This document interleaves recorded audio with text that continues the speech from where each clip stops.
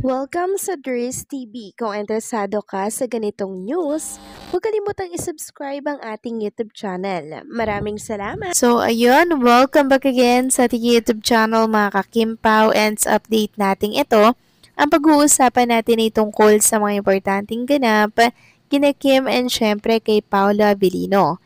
Pero bago po ang lahat, maraming salamat sa inyong patuloy na pagsuporta at pagsubaybay sa mga daily update natin. Kaya naman bilang pasasalamat, narito po mga napili kong komento patungkol yan sa naging previous update. Una komento mula po ito kay Ginang Norma Cole. Sabi niya, tama lang Ders na isama ni Paulo sa Baguio si Kim para masaya ang kanilang selebrasyon. Pati kayo maging masaya sa kanilang pagsasama. Lalo sa mga bashers, makarelax sila. Wala namang problema kasi mag-asawa naman sila. Salamat Ders sa mga ayuda. God bless us always. Tama kayo dyan, Ginang Norma Cole. Dapat pong mag-relax sina Kim and Paolo Abilino. Since pre-time naman po nila ng November 1 and November 2. So dapat enjoyin at sulitin po nila yung mga ganitong araw. Kasi sabi ko nga, sa mga susunod pong araw, magiging busy na naman, magiging abila na naman po si Kim and Paolo Abilino sa mga endorsement shoots, sa mga promotion ng The Alibay, na kung saan ay malapit na pong mapanood by November 7. Kaya naman paspusa na po ang gagawing pagpo-promote ni Kim and Paolo Abilino. At nakikita ko nga din po sa lahat ng social media platforms na itong mga fans kasali din po sa pagpo-promote ng The Alibay sa pamamagitan po ng pagtatakid ng mga banner, sa mga tricycle, sa mga gate po. Nagbabahay-bahay sila para po mag-promote ng series ni Kim and Paolo. Ganyan po magmahal ang mga Kim Pao fans. Sanib Puelsa, sa ngalan po ng pagmamahal at pagsuporta kay Kim and Paolo Abilino. Kaya sana sulitin po nila mga kakimpaw ang mga pre-time na meron sila. Kasi sobrang sipag ni Kim Chu mga kakimpaw, no? Napapansin natin na madalas siya na laging may shooting, may photoshoot, may taping, endorsement shoot. Sobrang mabenta po kasi niya sa mga advertisers. Kaya kailangan lang talaga na mag-enjoy, mag-relax pag may time. So maraming salamat sa komento, Ginang Norma Cole. God bless po sa inyo and mag-iingat kayo palagi. At ang pangalawang komento naman mula po kay Ginang Norma Dayag. Sabi niya dito, love na love ko silang dalawa Kim Pao are already proven and tested by the time. So you can never bring them both. They are God's choice to bring happiness and joy to us seniors. What more can we ask? Instead, we continue our prayers for them both that they will be forever and ever till that two them part. There are artists who got married for a span of 1 to 2 years, then got separated because for every short span of knowing each other.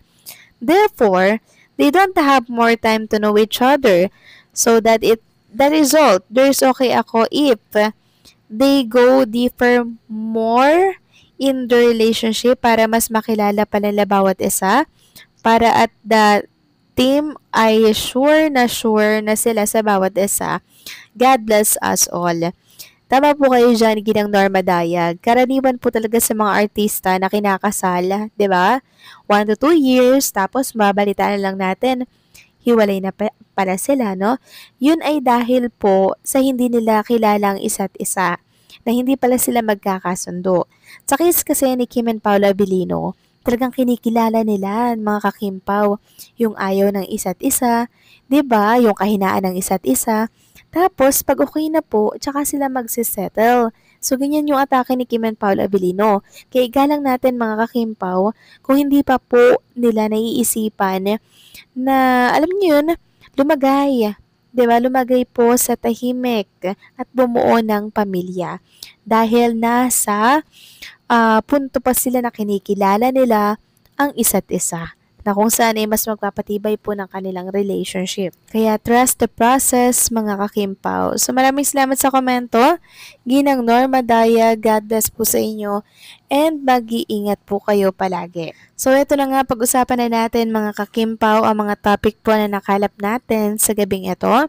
At unahin na nga nating pag-usapan ang tungkol dito sa pag-nominee po ni Chinita Princess and Paula Avellino dito po sa 7th Village People Choice Awards ay bukas na po mga kakimpaw. Sabi nga dito, attention, the nomination for the 7th Village People Choice Award is now open. There are 5 ways to nominate: BPCA website, Facebook, Twitter, TikTok, and BPCA app. Prepare accounts and let's nominate Kim and Paulo. So, paano ang nomination? Download the app, go to the PI Full tab, and tap the nominate banner, fill out the nomination form, and submit your entry. Movie of the Year, My Love Will Make It Disappear. Movie Actor of the Year, Paula Avellino. Movie Actors of the Year, Kim Chu. Kaya inominate natin si Kim and Paulo Avellino. Samantalang next topic naman tayo, pag-usapan natin mga kakimpaw, ang pag-promote ng Prime Video Philippines sa The Alibay. Sabi nga dito, prepare to be wowed this November. All the best and more for your entertainment only on Prime Video. So sana po ay mas bonggahan pa po ng Prime Video PH and syempre ng management ni Kim and Paula Avellino ang pagpopromote sa The Alibay para na sa ganoon ay mas mapag-usapan, mas mag-trending at mas maakit po ang mga viewers. Next topic naman, pag-usapan natin itong nabasa ko post ng isang page, Beauty Universe Chronicles. Sabi kasi dito, hindi pa man daw po humuhupa ang malaking alingas-ngas na bumabalot sa showbiz matapos ang napapabalitang pagtatapos ng isa sa mga pinakapaboritong love team, isang mas matindi at nakakagulat na balitang umarangkada. May proposal daw na naganap sa pagitan ni Paula Avellino at Kim Chu. Mabilis na bilis. Halos kasabay ng pagputok ng isyu ng hiwalayan ni Kim at si Yan.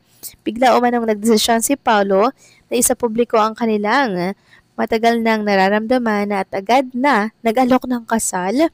Desidido na raw si Paulo na si Kim na ang babaeng gusto niyang makasama habang buhay. Totoo kaya ang usap-usapan? Paano at saan naganap ang pribadong proposal na sinasabing dinaluhan lang ng malalapit na kaanak? At ano ang naging tugon ni Kim sa alok na ito? So yan po ang nabasa natin mga kakimpaw. Actually, kung totoo man mga kakimpaw, ang usap-usapan na to, ako na siguro ang pinakamasayang fan sa balat ng lupa. Knowing Kim and Paula Avellino, very compatible sa isa't isa kasi sa lahat ng bagay nagkakasundo po sila. Very down to earth kasi mga kakimpaw, no?